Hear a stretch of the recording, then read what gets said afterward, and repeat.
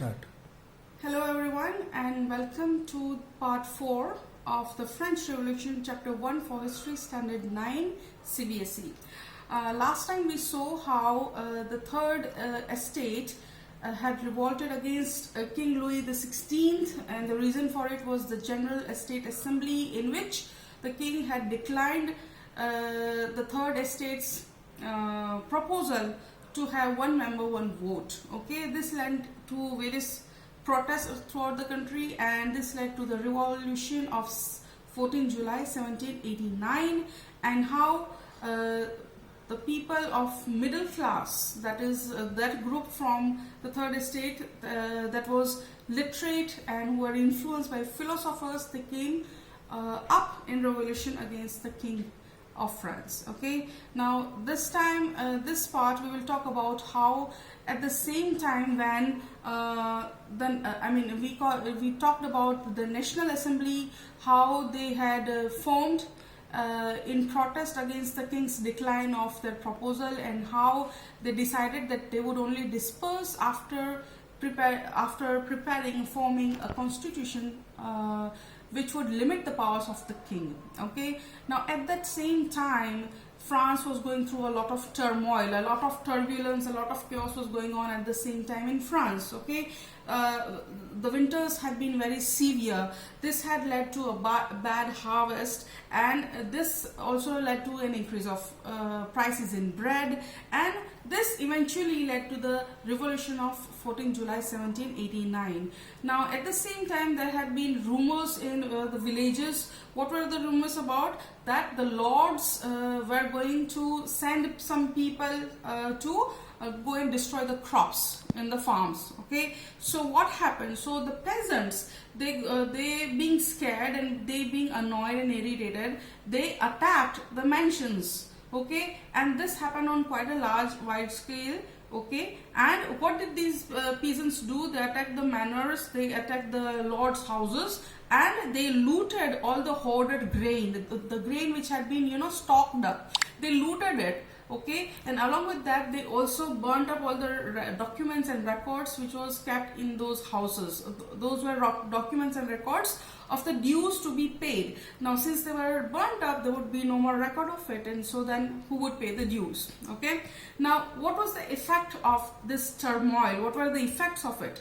4th of August 1789, finally, due to all this pressure, now what happened? Of course, the problem with the estate generals meeting, where there was a walkout by the third estate, then the looting and the burning up by the peasants of the manor and the lords' houses. Okay, and again, as a result of that, many of the lords, many of the second estate and nobility, they fled away to different countries to save their lives. Okay, so all of these things, all of these circumstances, they put a great pressure on Louis XVI, and 4th of August 1789, he was compelled to sign the constitution and give his approval for it. Okay, now under this approval, under this constitution, what had happened was that France, it became a constitutional monarchy. What did that mean? It meant, first of all, that the king's powers were now reduced. Okay, and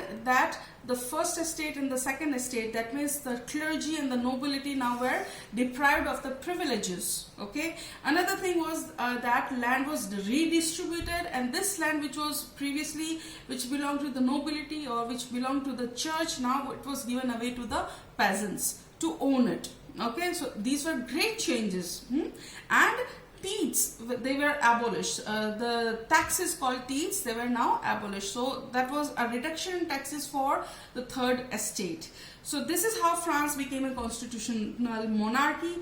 Eventually, when the constitution was completely finalized, then at that time there was a declaration of the rights of man and citizen. Okay, that was one of the main things of the constitution. Now what was in this declaration of rights of man and citizen? It was something on the terms of freedom to equality, freedom of speech, freedom of expression, freedom to life, right? This is something similar that we have in our own constitution. So these were the things that were given as a right to each and every citizen of France. Okay, now the constitution finally, the National Assembly finalized their constitution in 1791. That is how long it took to frame it properly. So now in 1791, France it got a government. Okay, in this government now there were three branches of the government under which the government would rule the country of France, along with of course the king had his powers too. But what did the government have? It had three branches. One was the legislature, the judiciary, and the executive. Now what is the legislature? Now legislature is like the same we have in India, where they frame the laws. Okay, they make laws. What is the executive? That is the branch of government that makes sure that the laws that have been already made, they are implemented. Okay, and judiciary is like the judges and the courts. They make sure that justice is served according to the laws that are framed. Okay, now under this system, the political system of France in 1791, what happened was that now what was the system that out of the 28 million people of France, that was the population of France in that year. So out of 28 million people, only 4 million people could vote. Okay, now 4 million people, they could vote for what? First of all, they could vote for a judge. The judge would become the judiciary and the system, all that. Okay, and other than that, they could vote for electors. So 4 million voters could vote for electors. Now electors were 50,000 men.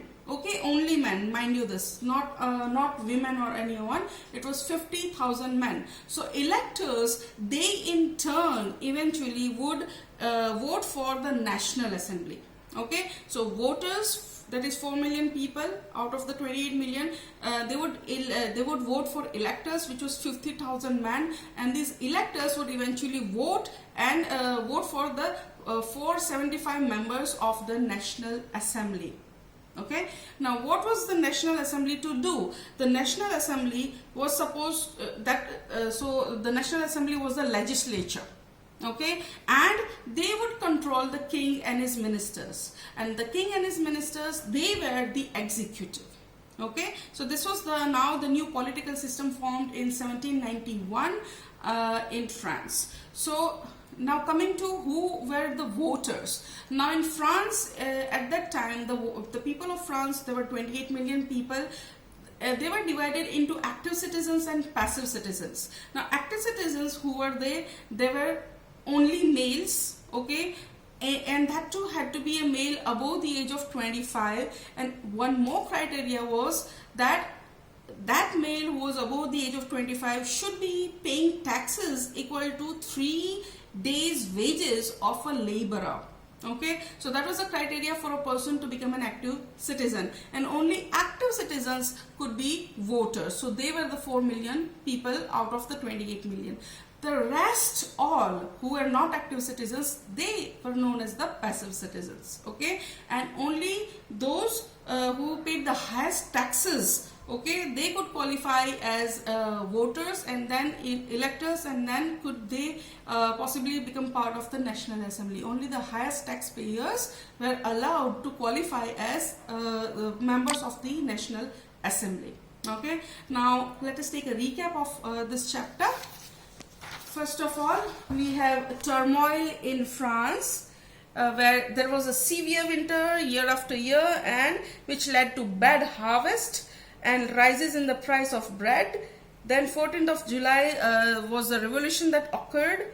Other than that, what was the turmoil in France? There were rumors in the villages that the lords were going to they were going to get the crops destroyed. This led to the peasants to attack the houses of the lords, that means the manors. And what did they do after the attack? They looted the hoarded grains, the stocked up grains. They were looted by the peasants, and also they burnt down documents and records of dues. Then what were the effects of the turmoil? Effects of the turmoil: 4th of August 1789. The king signed the constitution, under which the king's power was reduced. There were no more privileges for the first estate and the second estate. Land was redistributed among the peasants. Then teats were completely abolished. So this is how France became a constitutional monarchy. Eventually, the constitution was finalized, and there was a declaration of rights of man and citizen, in which there were various aspects like the right to life, right to equality, right to expression, right to freedom. These were some of the things that were there in the Declaration of Right of Man and Citizen. Now, under the new constitution, which was finalized by the National Assembly in the year 1791, France got a government in which there were three branches by which the government ruled. One was the legislature, which made the laws. Then was the executive. This branch of the government implemented the rules, okay? And the third branch of government was the judiciary, which made sure that justice was served according to the law. Under this system, the political system, therefore, in France in 1791 was as such. Voters, which were 4 million of the whole population of 28 million, they could vote for the judge, which became the judiciary, and also altogether they could vote for electors. Electors were 50,000 men. These electors, in turn, they voted for 745 members of the National Assembly. The National Assembly became the legislature. Okay, that was the legislature. What did the National Assembly do? They controlled the king and the ministers. The king and the ministers were the executive department of the government. And France, according to the new constitution, was divided in active citizens and passive citizens. So the people of France were divided in two types of citizens. Active citizens were only the men. Okay, the criteria for active citizen was that it had to be a male. Okay, the age of the male should be above 25 years of age, and that person should be able to pay taxes equal to 3 days' wage of a laborer. All the rest of the people who were not falling into this criteria of active citizen fell in the criteria of passive citizen. Okay, and only the highest taxpayers could qualify as electors and then as members of the National Assembly. So that's it for today. See you for the next part. Thank you.